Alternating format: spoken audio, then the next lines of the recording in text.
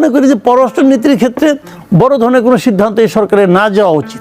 ইলেকশনের কোনো খবর নাই, সে মানে ডিঙ্গে যে পাকিস্তানের সঙ্গে সই করবে। কিন্তু আপনারা দেখলেন 5 আগস্টের পরে তাদের অবস্থান, তাদের বক্তব্য শুনেছেন। বিএনপির সাথে টানাপোড়েন আমরা দেখেছি, আবার লন্ডনে যে বৈঠকও দেখলাম, এবং লন্ডন থেকে ফিরে এসে তারা প্রেস মিটও করেছে। এর আগেও একটা বক্তব্য দিয়েছে, আপনি দেখেছেন যে এবার একটি স্পেসিফিক বলেছে যে রমজানের আগে তারা নির্বাচনটা চায়। তবে আজকে আবার তারা প্রেস মিটে বলে 3 দফা বড় আকারে দাবি দিয়েছে যে এইগুলো করে নির্বাচনটা তারা চায়, শীঘ্রই চাই, কিন্তু এগুলোও করতে হবে। দেখেন, জামাতের রাজনীতি নিয়ে আমি আসলে কীভাবে বলবো, কারণ আমি নিজে তো কোনো রাজনীতি করি না। বিশেষ কোনো রাজনৈতিক দলের প্রতি আমার কোনো মানে আগ্রহ নাই, অনাগ্রহও নাই। তো জামাত এক রাজনৈতিক দল, জামাত ইসলাম, বাট এটা ইসলাম না, এটা জামাত ইসলাম একটা পলিটিক্যাল পার্টি আমি মনে করি। সেবার বিএনপি বাংলাদেশের জাতীয়তাবাদী দল। জাতীয়তাবাদী দল যারা না করে তারা কি আর বাংলাদেশি জাতীয়তাবাদকে বিশ্বাস করে না? তাও করে। কিন্তু এই দলটা এই নামই দিছে, এই নাম দিয়ে তারা করে আর কি। এদের কিছু আদর্শ আছে, কিছু লোকজন আছে, এরা এদের মতো করে করে, জামাতও তাদের মতো করে করে। এদের সবারই লক্ষ্য হইল দেশের ক্ষমতায় যাওয়া। তারা হয়তো জনগণের জন্য কিছু করতে চায় এবং তারা মনে করে জনগণের জন্য এই কাজটা করার জন্য ক্ষমতায় আমার যাওয়া দরকার, ক্ষমতায় গেলে আমি ভালোভাবে কাজটা করতে পারবো। এটা হলো দৃশ্যত, তাত্ত্বিকভাবে এটা। আর প্র্যাকটিক্যালি হয়তো অন্য কোনো ধান্দা থাকতে পারে, সেটা তাদের ব্যাপারে। যখন ক্ষমতায় যায় তখন বোঝা যায় যে কার মধ্যে কী ধান্দা আছে। তবে আমি একটা কথা বলি আপনাকে, 2001 সালে জামাত এবং বিএনপি কিন্তু একসঙ্গে ছিল, তারা একসঙ্গে থেকে কিন্তু ক্ষমতায় গিয়েছিল। তার মানে এই না 2001 সালের জামাত আর আজকের জামাত এক না, 2001 সালের বিএনপি এবং আজকের বিএনপিও এক না। তারও চেয়ে বড় কথা, 2001 সালের বাংলাদেশ এবং আজকের বাংলাদেশও এক না, ভোটারও এক না। সব পরিবর্তন হয়। যখন কেউ বলে যে বিএনপিকে দেখেছি তারা এগুলি করছে, তারাও তো লুটপাট করছে, তার মানে এই না তুমি যেটা দেখছো ওইটাই যে আবার হবে তা না। ওর চেয়েও খারাপ হতে পারে, ওর চেয়ে অনেক ভালো হতে পারে। জামাতেরও একই জিনিস। কেউ বলবে জামাত, তাদেরকে চিনি, তারা রক কাটে। এখন তারা একসময় রক কাটতে বলে যে এখনও রক কাটে, এটা আপনি অত সহলিগত সিদ্ধান্ত নেওয়া ঠিক হবে না। এখনও তো কিছুই কাটে না, অথবা গলা কাটে, কে জানে। এটা যখন তাকে হাতে দাও দিবেন তখন টের পাওয়া যাবে সে কী কাটে। কাজেই এখন আপনি ওই আগের বিবেচনা করে, আমি মনে করি যে আগের ইতিহাস দিয়ে এভাবে বিবেচনা করা ঠিক হবে না, কারণ এর মধ্যে অনেক বড় বড় ঘটনা ঘটে গেছে। 2024 এমন একটা শিক্ষা দিয়েছে এই দেশের মানুষকে, এই দেশের জনগণকে, এই দেশের পলিটিক্যাল পার্টিগুলোকে। তারা জানে যে স্বৈরাচারী হলে তার পরিণতি কি হয়। আপনাকে সত্যিই মনে হয় যে পলিটিক্যাল পার্টিগুলো এই শিক্ষা নিয়েছে বলে আপনার মনে হয়? আমি মনে করি নিয়েছে, আমি মনে করি।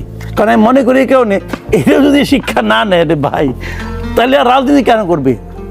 শেখ হাসিনা যেরকম ভাবে ক্ষমতা কুক্ষিগত করছিল, একত্রিত করছিল, পুঞ্জীভূত করছিল একটা কেন্দ্রে, এটা মানে কেউ কল্পনা করতে পারে নাই যে এইভাবে করা সম্ভব। সেটাই টিকে নাই। আর এটা তো এরা বুঝে, এটুকু বোঝার মতো ক্ষমতা না হলে একটা পলিটিক্যাল পার্টি চলতো না রে ভাই। এখন জামাত যে কাজটা করতেছে, জামাতে কিন্তু ক্ষমতার জন্য লড়াই করে। জামাতের সাথে বিএনপির এই যে দ্বন্দ্বটা যেটা আপনি দেখলেন, মানে কোনো দ্বন্দ্ব নাই। পুরনো বন্ধু কি হয় না ভাই? 5 বছর প্রেম করে বিয়ে করছেন, 3 বছরের মাথায় ডিভোর্স হয়ে গেছে, তারপরে ওর যে বড় শত্রু আর পৃথিবীতে কেউ নাই। হয় না এরকম? দেখেন নাই? তাই ম্যাক্সিমাম তাই হয়। 60 বছর সংসার করার পরও তো ডিভোর্স। এবং ডিভোর্সের পরে কি হয় বাংলাদেশে? যেই মাত্র ডিভোর্স হয়ে গেল, যেই মাত্র ব্রেকআপ হয়ে গেল, ওর চেয়ে বড় শত্রু আর কেউ নাই। খালি তখন চিন্তা করে ওর কাছে আমার কি কি ছবি আছে, ওর কাছে আমার কি কি বলছি, কি কি ডকুমেন্ট আছে, ওই চিন্তায় ঘুম জায়গা। এই একই জিনিসটা ভাই। কাজে এক সময়ের বন্ধু সারা জীবনের বন্ধু, এটা ঠিক না। ওই বন্ধুত্ব নাও থাকতে পারে, আবার বন্ধু হইতে পারে। বন্ধুত্বটা হয়েছিল কেন? আদর্শের বন্ধুত্ব নো, ছিল ক্ষমতার বন্ধুত্ব। আদর্শ কি এক? জামাতের আদর্শ আর বিএনপি আদর্শ কি কখনো এক ছিল? কখনো এক ছিল না।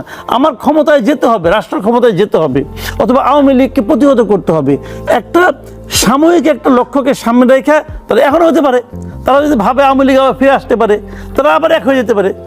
এটা নিয়ে অবাক হওয়ারও কিছু নাই, এটা নিয়ে দুঃখিত হওয়ার কিছু নাই, এটা হতেই পারে।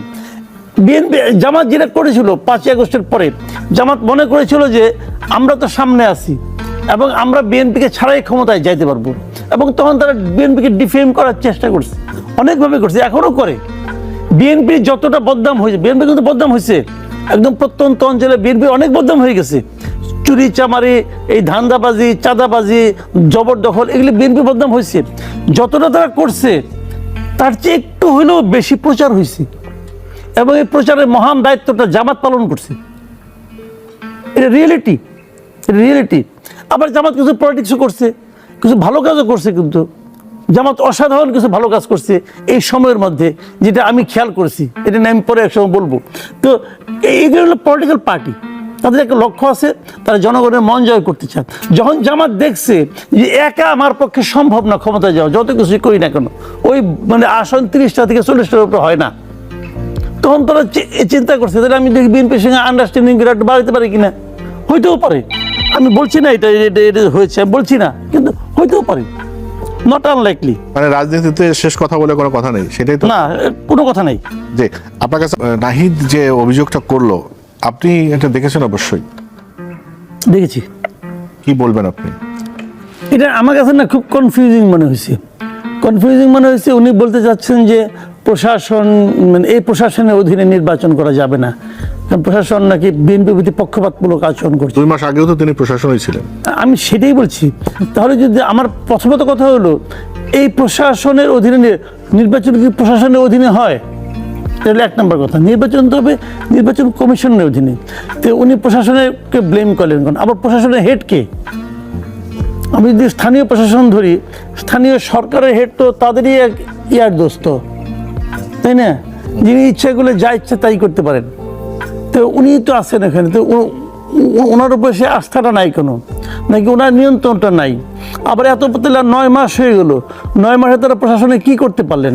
উনি তো মাত্র 2 মাস ধরে নাই, এর আগ পর্যন্ত তো উনি ছিলেন, ফেব্রুয়ারির 28 তারিখ পর্যন্ত উনি এখানে ছিলেন, তাই না? তো এগুলো পারতেছেন না কেন? আবার যখন প্রশাসনের প্রতি ওনাদের অনাস্থার কথা উনি বলেন, তখন তো এটা প্রকারান্তর আসলে ডক্টর ইউনূসের প্রতি অনাস্থা হয়ে যায়, তাই না? এগুলি আসলে আমার কাছে কনফিউজিং মনে হয়। আমার কাছে মনে হচ্ছে যে ওনারা অজুহাত খুঁজতেছেন, ভালো অজুহাত পাচ্ছেন না। মানে অজুহাত খুঁজছেন কেন? অজুহাত খুঁজছেন নির্বাচনটাকে বিলম্বিত করার জন্য, নাকি নির্বাচন শান্তিতে না আছে, করা? বিলম্বিত করার জন্য। উনি এখন বলবেন এই প্রশাসন এখনো মানে হয় না বিএনপির পক্ষে, অতএব এই প্রশাসন যে হবে না, প্রশাসন চেঞ্জ করতে হবে। কারণ প্রশাসনকে আপনি একদিনে চেঞ্জ করে ফেলবেন, সময় লাগবে, এর জন্য 2 বছর সময় লাগবে, 5 বছর টাইম লাগবে। তো 5 বছর ইউনূস সাহেবকে থাকতে হবে, সময় নেওয়ার জন্য। আর কিছু না। শুনেন না ভাই, এরা এই যে লোকগুলো আছে, এদের মূল লক্ষ্য হলো ইউনূসকে 5 বছর ক্ষমতায় রাখতে হবে, এই লক্ষ্য নিয়ে এরা মাঠে নামছে। এটা কেন মনে করেন আপনি? তাদের এই সমস্ত কথাবার্তা মনে করি। অথবা একই সাথে আপনি একই প্রশ্নটা করি, এই যে বাজারে যে এখন যে ইউনূস সরকারকে 5 বছর দেখতে চায়, এই দাবিটি তো আসলে আনুষ্ঠানিকভাবে কেউ বলেনি, বিশেষ করে কোনো রাজনৈতিক দল বা কোনো ফোরাম থেকে আনুষ্ঠানিকভাবে ওঠেনি, ফেসবুকে এটা ভাসছে। তো এটা আসলে দাবিটা কার, আপনার কি মনে হয়? শুনেন, এটা হলো পিয়ার। আপনি নিজেও তো পাবলিক রিলেশন পড়ছেন ইউনিভার্সিটিতে, যদিও আমি বুঝি, কারণ আমিও তো পড়ছি, আপনার পড়ার কথা, আমরা তো একই ডিপার্টমেন্টের স্টুডেন্ট। তো পাবলিক রিলেশনের কাজটা কি রে ভাই? এটা তো কাজ, একটা পণ্য আপনি মানুষের হাতে তুলে দেওয়া পর্যন্ত পাবলিক রিলেশনের কাজ, পিয়ারের কাজ। তারপরে সেই হাতে ধরে রাখবে কিনা এটা পণ্যের গুণাগুণের উপর নির্ভর করবে। তো ওনারা পিয়ার করতেছেন এখন যে ডক্টর ইউনূসকে 5 বছর থাকতে হবে, এইটা তারপর ডক্টর ইউনূস থাকতে পারবে কি না পারবে এটা। এখন এটা প্রথম আসলে কি হবে দেখেন, হয় কি অনেক সময় এটা আমরা বিভিন্ন পলিটিক্যাল পার্টিতে দেখতাম, খুচরা মুচরা লোকজনে বলাইতো একটা কথা, বলে টুকা দিয়ে দেখতো রিপারকেশনটা কি হয়, মানে পাবলিকের রিয়াকশনটা কি হয় দেখতো। যদি দেখতো যে রিয়াকশন খারাপ, তাহলে আর আলাপ করতো না। এটা কিন্তু সব পলিটিক্যাল পার্টিগুলো করে, খুচরা নেতাদের বলে তুমি বলো, পরে আবার ধমক দেয় এটা বললা কেন, এরকম কিন্তু আমরা বহু দেখছি। তো এখানেও এই জিনিসটা প্রথমে এটা বলছে হলো গিয়া, মানে পুরো উপদেষ্টা পরিষদের সবচেয়ে গুরুত্বহীন যে উপদেষ্টা, ধর্ম উপদেষ্টা, সে যে প্রথম বলছে যে আমাদের তো ম্যান্ডেট আছে, যতদিন হাসিনা থাকার কথা ছিল ততদিন থাকার। সে তো অনেক আগে বলছে। হ্যাঁ বলছে তো ভাই, সে তখন উপদেষ্টাই ছিল, উনি তো শুরু করছে আস্তে করে একটা দিয়ে দেখলো যে বাড়ি দিয়ে কি হয়। তারপরে কয়দিন গেল, তারপরে সার্জিস বললো একটা, তার জীবনে একটা আকাঙ্ক্ষা ছিল ডক্টর ইউনূসকে প্রধানমন্ত্রীর মধ্যে 5 বছর দেখবে, এটা আরেকটা বাড়ি দিল। এইটা বাড়ি যখন দিল, তখন পাশাপাশি সময়ে ওনাদের একজন পীর আছেন, ব্রাহ্মণ পীর, প্যারিসে থাকেন, উনি থিওরি দিলেন একটা যে 5 বছর থাকতে হবে, উনি প্রধান উপদেষ্টা হবেন, তার সঙ্গে ডেপুটি প্রধান উপদেষ্টা হবেন তারেক রহমান, তারপরে এই কমিটির যারা যারা আছে তাদের মধ্যে যারা যোগ্য তারা থাকবে, এবং কীভাবে যোগ্য নির্ধারণ করবে, বোস্টন থেকে একটা টিমকে নিয়ে আসবে ভাড়া করে, তারা এসে বোস্টন থেকে এসে বাংলাদেশে তারা দেখবে কার কোনটা যোগ্য কার কোন যোগ্য না, তারপরে যারা অযোগ্য তাদেরকে ঝিটিয়ে বিদায় করবে, তারপরে বাকি বিভিন্ন দল থেকে একটাকে নিয়ে আসবে, এনআরকে জাতীয় সরকার করবে, তারা 5 বছর থাকবে।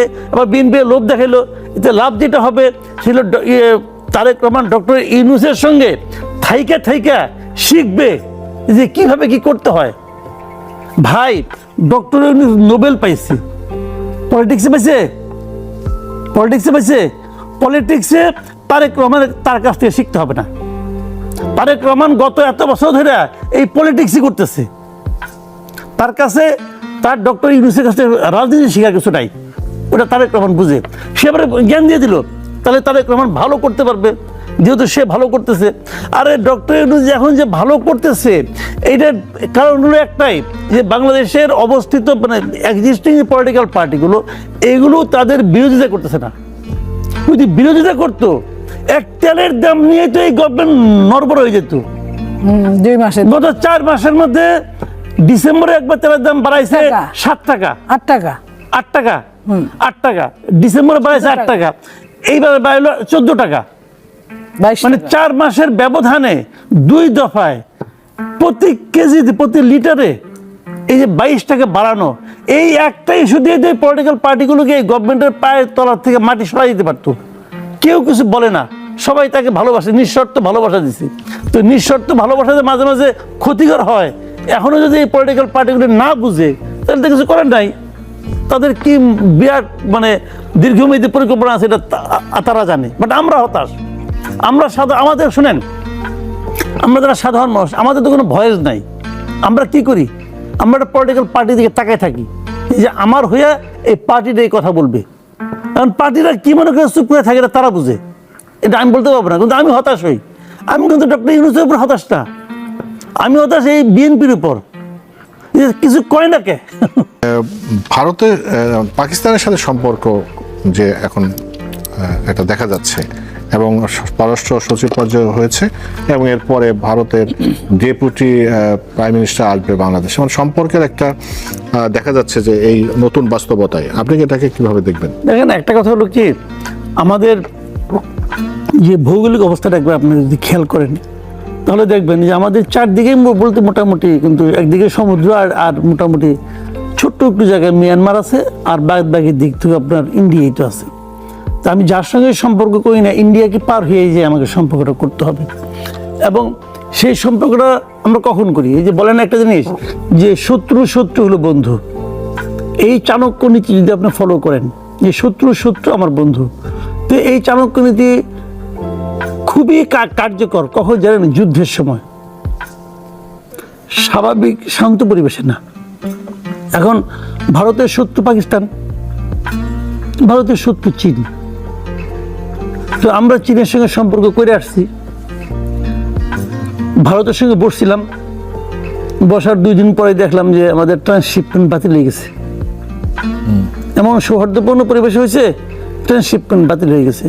তো আমাদের লোকজনরা বলে, আমাদের যারা নাকি নেতৃবৃন্দ পর্যায়ে আছেন, বিডারকে বিরাট বিশেষজ্ঞ জ্ঞানী চেয়ারম্যান, উনি বললেন এতে নাকি আমাদের কোনো ক্ষতি হবে না। পরে কালকে দেখলাম যে ক্ষতির পরিমাণ নাকি 2000 কোটি টাকা। তো 2000 কোটি টাকা ওর কাছে টাকাই মনে হয় নাই, হতেই পারে, এটা নিয়ে আমার কোনো বক্তব্য নাই। কিন্তু সৌহার্দ্যপূর্ণ মিটিংয়ের ফল তো দেখছি। এখন আমরা আবার যাচ্ছি গিয়া ভারতের যে মানে শয়নের স্বপ্নে, ভারত যারা মনে করেন গালি দেয় যে তোরা পাকিস্তান পাঠাই দেবো, যারা গালি দেয় তারা পাকিস্তান পাঠাই দেবো, এরকম যাদের সঙ্গে সম্পর্ক, তাদের সঙ্গে আমরা দহরম মহরম করার চেষ্টা করি। সম্পর্ক আমি কারোর সঙ্গে খারাপ করতে বলি না, বাট বিষয়টা হলো কি, এগুলি করে আমি যদি লাভ হয় ভালো,